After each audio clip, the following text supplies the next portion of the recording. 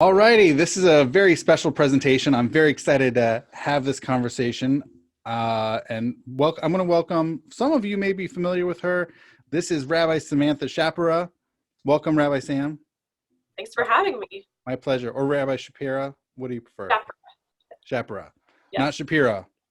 Correct. All right. So I'm very excited. This is not the only, this is actually the first of a two-part series for everybody watching this. So we're going to be talking based on the research and writing that Rabbi Schapera has done for her rabbinic thesis, which she submitted 2 years ago for part of rabbinic ordination as her rabbinic thesis. Is that right? A rabbinic thesis? And the title of which was The Future of Jewish Long-Term Care Facilities. So in order to know the future, it's also, of course, important to know the present and the past. And the past is something that the present and the past is something that we're going to be exploring in a future installment of this, in discussing literally the history of American Jewish long-term care facilities, correct? Yes, correct. Awesome. So in order to discuss for us Jewish long-term care facilities, and before we even necessarily directly touch upon the history, what even makes a Jewish long-term care facility or a Jewish senior living facility or however we want to characterize it, what makes it Jewish, right? All right. So let's just start off. Rabbi Schapera, what have you found to be key issues? Because I know in the course of your rabbinic thesis, you dealt with at least a half dozen different such facilities, and there were various issues that came to the surface. Yes. What were some of the, I guess, the more salient topics of that helped characterize these facilities as such, as Jewish? Well, a lot of the different facilities had a lot of things in common that I would say helped to be part of the identity of these facilities as Jewish, but didn't really define the facility as Jewish in and of themselves. In the thesis, I talk about some of the features that that one might think are the features that make a facility Jewish, but then I argue that it's not really each individual piece, but it's the sum of the parts that really makes a facility Jewish. So So I think I'll start by talking about these individual features and why I argue that it's not actually those themselves that make a facility Jewish, but them together. So what I did for my research for this project was I interviewed chaplains and CEOs and administrators who work in facilities around the country.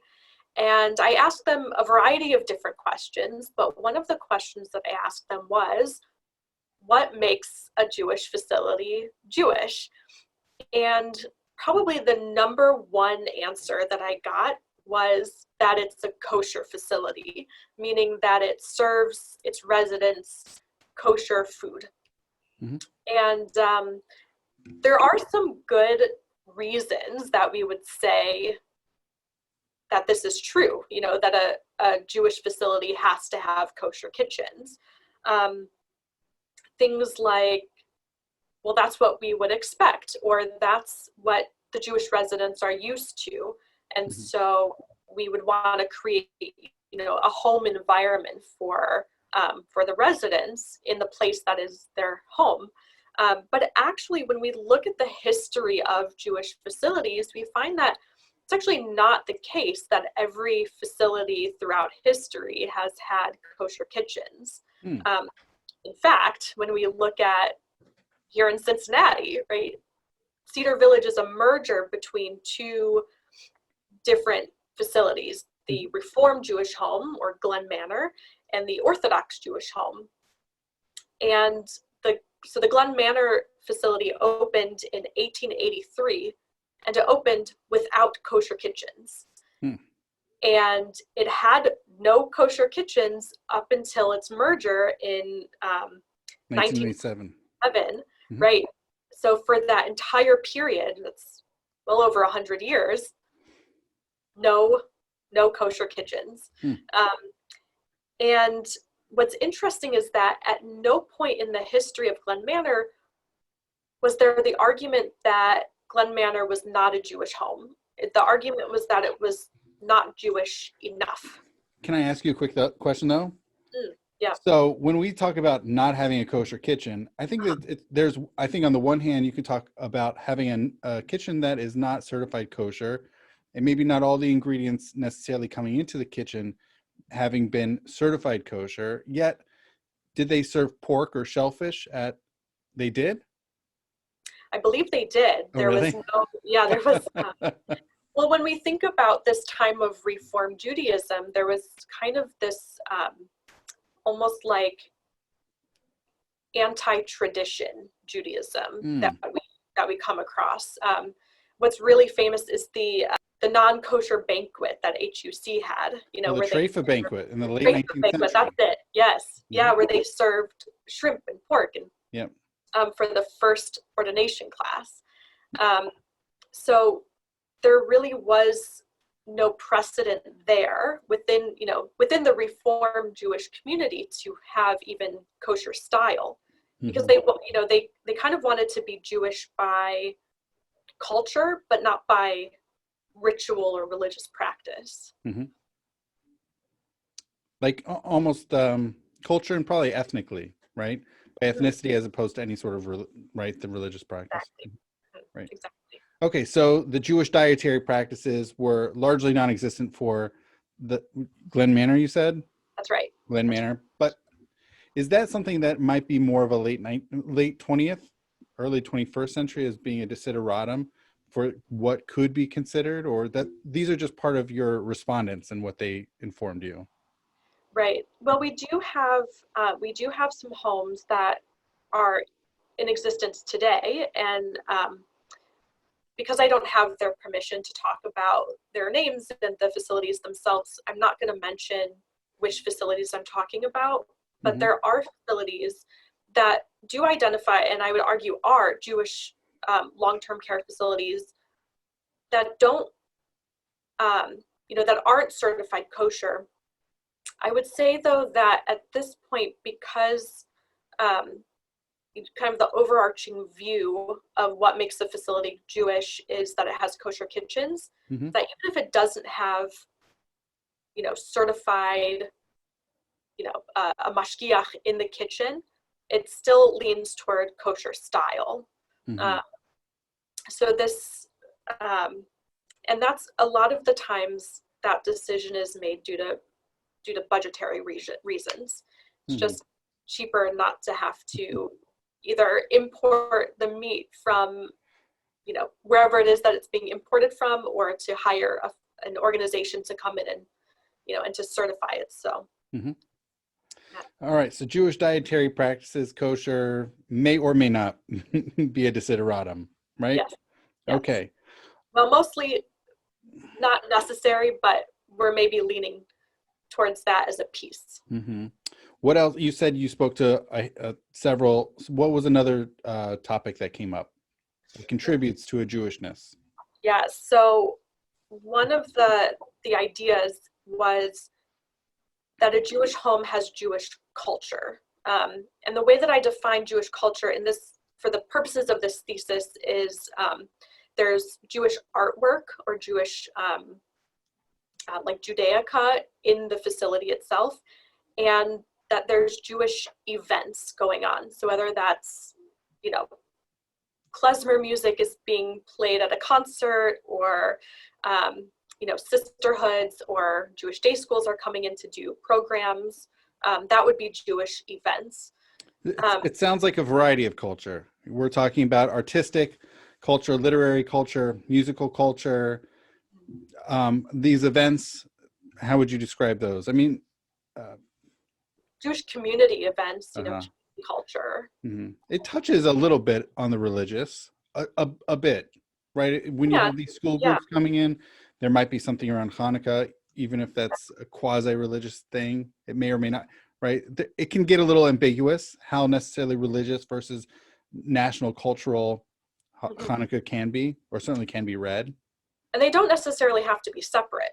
When I say culture, I think that's a very overarching term, and religious definitely fit underneath that. You could say religious culture even. Yeah, or culturally religious. Right.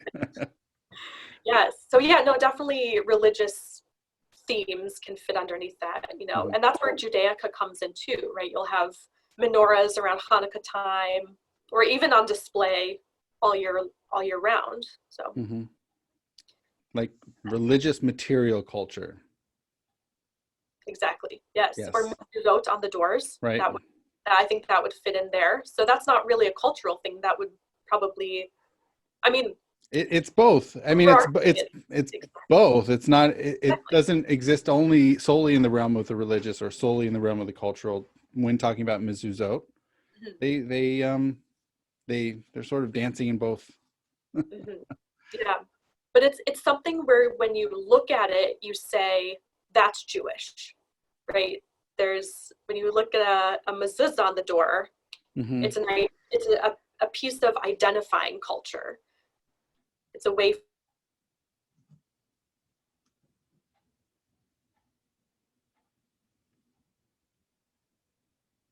practice my Judaism, and it's somebody for somebody who doesn't live there to say, oh, that is a Jewish item, or the person who lives there is Jewish. So the mezuzah as Jewish identity marker. Yeah. Yes, absolutely. Okay, very neat. Along with the events, right? When we feel that, like, let's say when there's klezmer music being played, or I don't know, when somebody's coming in to sing Hanukkah songs, it's not just this is Jewish culture, but there's that feeling of connectivity to that thing, and that helps with our identity building too, right? I feel connected because it's part of my identity, and that's helping strengthen in return my identity as a Jew as well. We're talking about culture in all the different ways that Jewish culture, whether that's religious culture or not religious culture, can be part of, what makes a Jewish facility Jewish. And my argument is that absolutely, like, that's a really important part of what makes the identity of a facility Jewish, but it's not enough to say there's mezuzot on the doors, therefore this is a Jewish facility, or we've invited, temple sisterhoods to come in, and therefore it's a Jewish facility. That's not enough. So there's that. Speaking of activities, let me ask, how much in the course of your research did it come up much? And I'm not really trying to push us in the religious direction. It's just part of the conversation of how much either having necessarily religious services like Shabbat services, maybe even weekday services, versus also as well as the presence of a Jewish chaplain. I think most chaplains is it true in the country most chaplains are Protestant? That sounds right. I don't know, but they're certainly usually Christian. Yes, absolutely. So the presence of a Jewish chaplain is already rare enough as it is, and that certainly, marks it off a little bit more, codes it a little bit more as Jewish, right? I would say maybe the presence of only a Jewish chaplain would that's hired by the facility itself, because right when you have hospice chaplains, or you have chaplains from an organization that's sort of contracted out, that's a little bit different because they're not really hired by the facility. I would say we're leaning a little bit closer to the definition of a Jewish facility when there's only a Jewish chaplain hired. But again, it's not enough. And we can look at that historically, right? For a long part of our history as communities that have long-term care communities, the chaplains or the rabbis who would come in, they weren't chaplains, they were community rabbis who would kind of give of their time to provide pastoral care to the residents or to lead services on holidays. Mm-hmm. But when we look at the history, a lot of times the residents themselves would be the ones responsible, and not just responsible, but would gladly give of their time and their knowledge to create that Jewish space. So they would lead services, they would lead Talmud study. They were both sort of religiously knowledgeable enough to do those things. And they were also, healthy enough and more like the residents that we would see in independent and assisted living.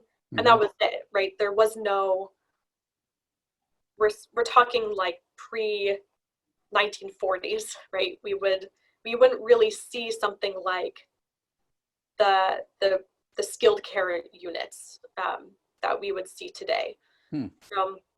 Residents really didn't need that religious help as much. And if they did, they would just reach out to the community and say, hey, can you bring somebody by? So when did these facilities start having a Jewish chaplain per se? So not all of them have Jewish chaplains even today. So we see some facilities that have, or some communities that have like a community rabbi or a community chaplain who will visit multiple Jewish facilities in the city, or will visit, a lot of organizations like hospitals and people's homes, and also the Jewish facility. So it's not, there's nothing that says in order to be a Jewish facility, you must have a Jewish chaplain on staff. And that's not the case across the board today. In as part of your research, were there any surprising things in speaking to building administrators or other people in the industry in thinking about various considerations of Jewishness? Or these were really the primary things, the cultural aspects, religious, mezuzah, chaplain, services, those were, as well, of course, I can't forget kosher, right? So these are the primary desiderata, right? These are the primary considerations. Absolutely. These were the things that kind of came up over and over and over again when I asked what makes a Jewish facility Jewish. There was a quote that I want to read. I'm going to try to find it very quickly in my notes. Absolutely. Because I think it explains why these are the things that we associate with a Jewish facility. We'll see if I can find it. I definitely highlighted it.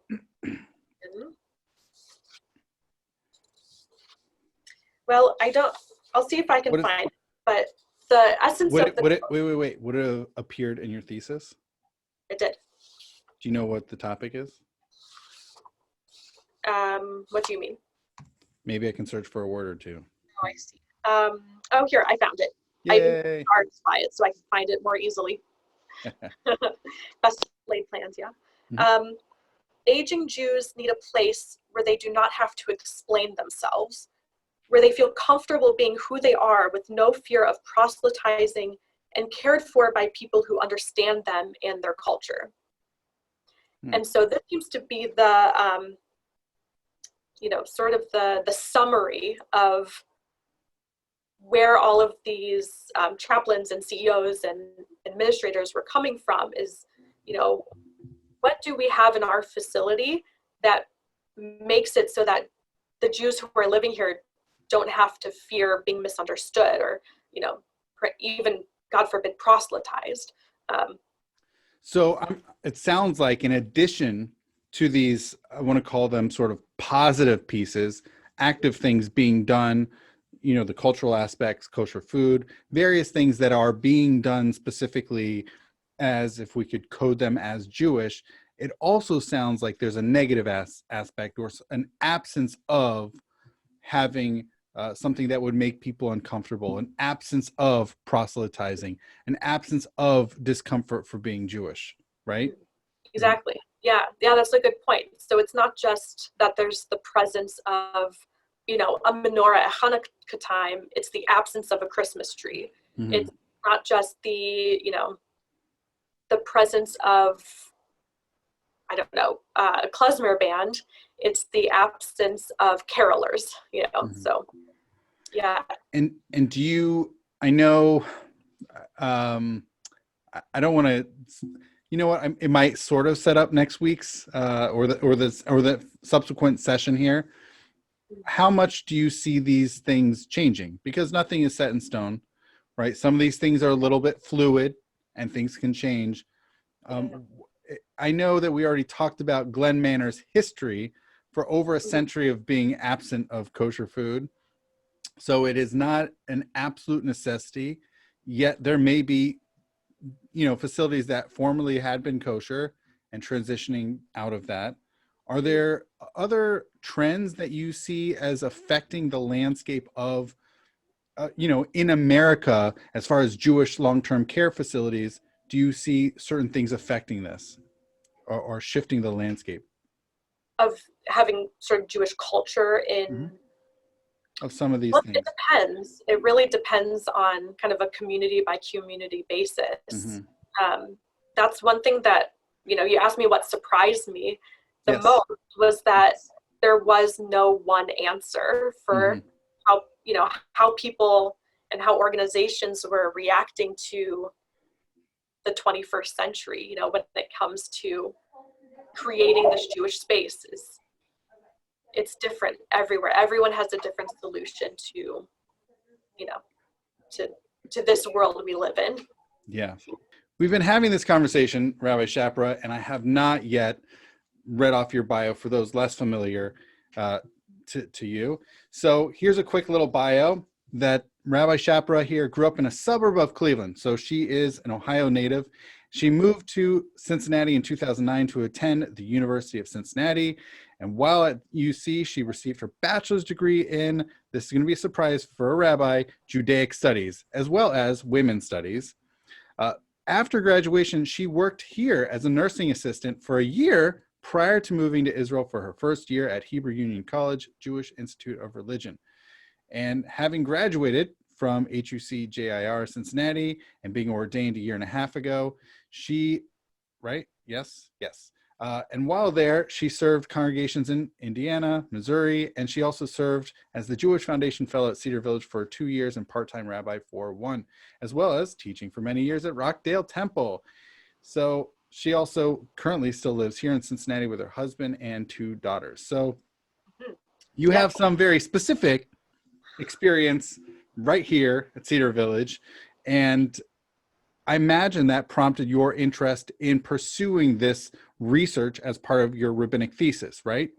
Yes, absolutely. Yes. So how did you, had there been much research done in the field of Jewish long-term care facilities prior to your rabbinic thesis?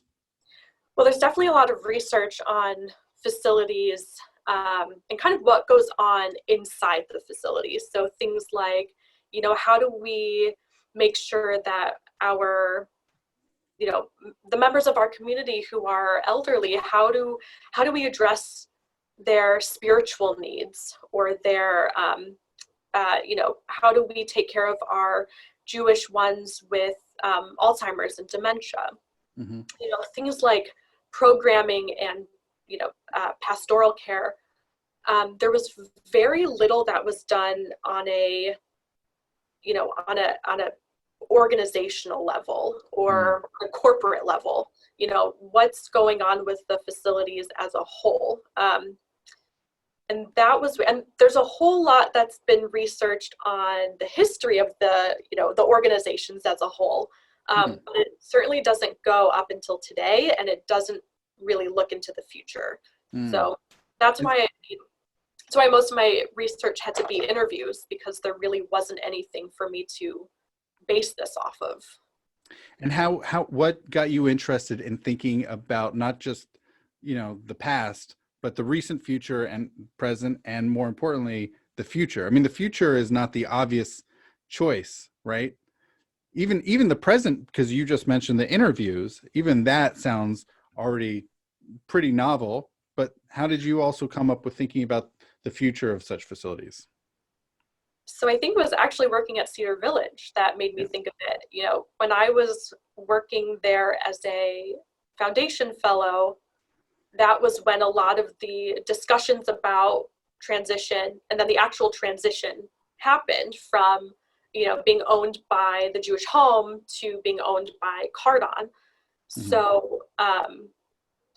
So being as part of that transition made me really think about how other communities are dealing with things like budgetary issues, or Jewish identity within the walls, or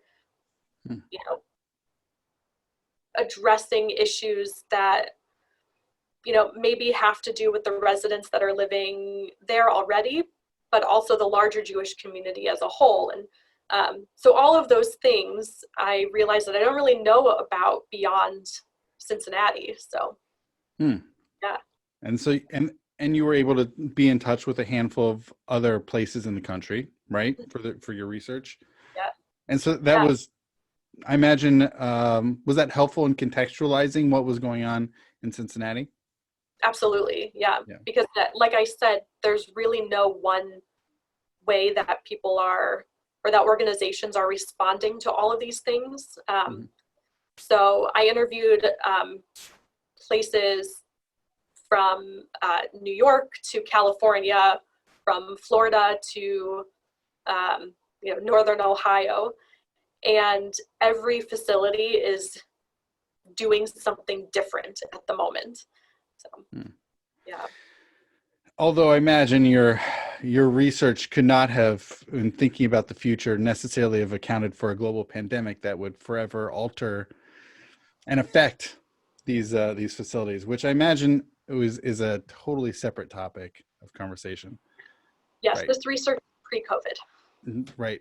Although were there, actually, you know what? The question I was about to ask is really meant for our next session, which was a totally unintentional segue, but I'm just gonna ride the segue.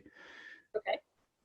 So as a heads up, in your rabbinic thesis of talking about the future, it's impossible, absolutely impossible, not to also talk about the present and the past of Jewish long-term care facilities. So I'm excited for our follow-up conversation, which is tracking the history of Jewish long-term care facilities in this country. So do you have a quick little, a shocker, a surprise to you in the course of your research? Something that surprised you, or at the very least was deeply intriguing?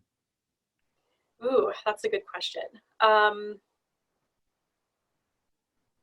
think maybe the reason that I have so many. There were a lot Great. of things that I didn't know, but Yeah. I think one of the things that really intrigued me was Jewish homes for the aged, which is a very outdated term, but very appropriate for, say, late 1800s, didn't come about until the late 1800s, even though there have been Jews here since, the 1600s.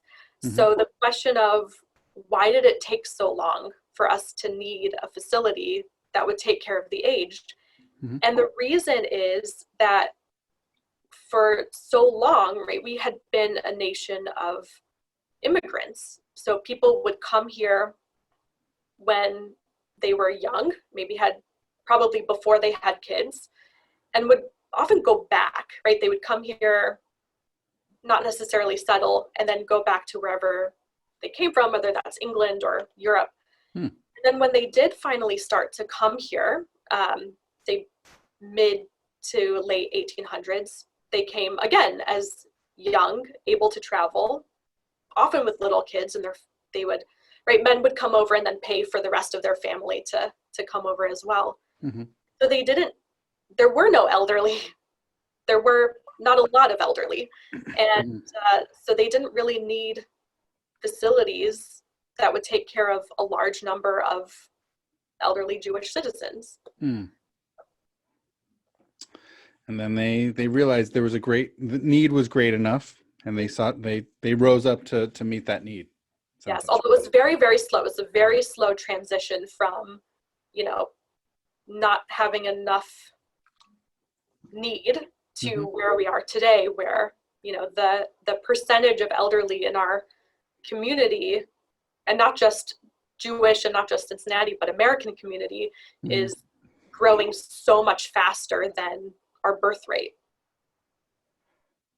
Wait, then or now? Now. You're saying that's happening right now. Yes. Is that it sounds like part of it is baby boomers are now entering, right? That's part of the demographic that's entering. We're moving from the silent generation being the predominant demographic living in these facilities to now welcoming baby boomers. Yes, and the inverse, which is like my generation is having fewer kids. So it's not just that there's so many baby boomers, but there's so few little ones at the moment. Right. People are no longer connected. There's lower birth rates, but also less of a connection, right? Less of a connection to Jewish identity, or even identifying as Jewish. Oh, I see. Yes. And I definitely talk about that in my thesis as well when it comes to the future and the present. But I wonder, I don't know if you want to keep this, but I wonder if there will be a COVID boom. I definitely think there will be a COVID boom for first and even second children. I don't know how many third and fourth children there will be. Yeah.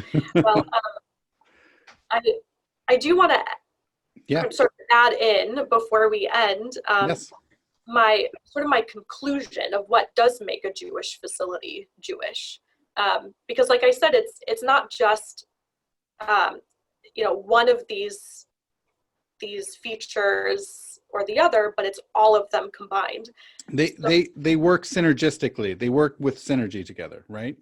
Exactly. Yeah. So I think when we talk about what makes a Jewish facility and a Jewish long-term care facility Jewish, you look at it from, kind of what's going on today or what's going on in our lives at the moment, but it's actually we have to look at sort of the big picture as a whole.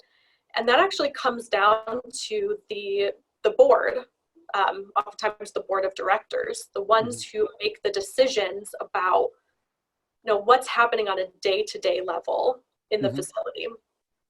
And what I found is that the one thing that all of these facilities have in common is that they have a board that is, the majority of the members of the board of directors are Jewish. Certainly not all, but the majority are. And they come onto the board with Jewish values. And then they make sure that those Jewish values are present in the day-to-day life of the facility. And that's what makes a Jewish facility Jewish, in my argument. Yeah.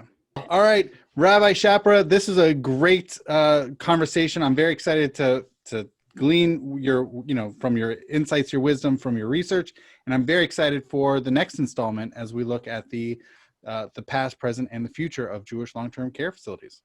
Yes, me too. Thank you so much for having me, Drew. My pleasure. My pleasure. All right. Thank you. Thank you.